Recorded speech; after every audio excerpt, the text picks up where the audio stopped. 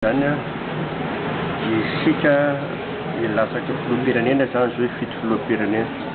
Ny filoham-pirenena zany dia fidina ao anaty lalam-pandrenana anankiray. Io lalam-pandrenana io zany ny maha-président.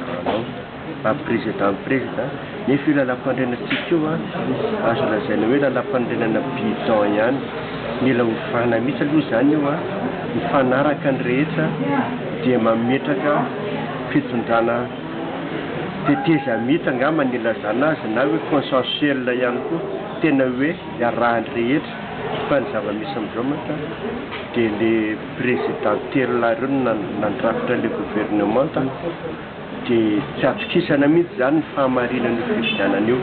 Moa ny lalam-pandrenana izay président lany eo efa fantatry ny rehetra fa tsy mety. Zany hoe mety aminao zany ny fanemorana raha toka hoe ho ahimotra ny fifidianana mety aminao.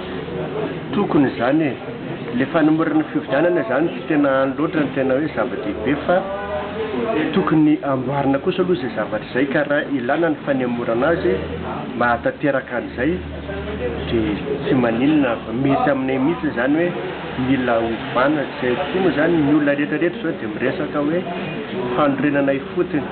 Raha amin'ny teny français zany dia adika hoe refondation totale ka zahay no efa tompon'izany parti hoe refondation totale de Madagascar zany dia vao maika nisy olona mivoy an'izany manampy ny hevitra dia mety aminay mihitsy.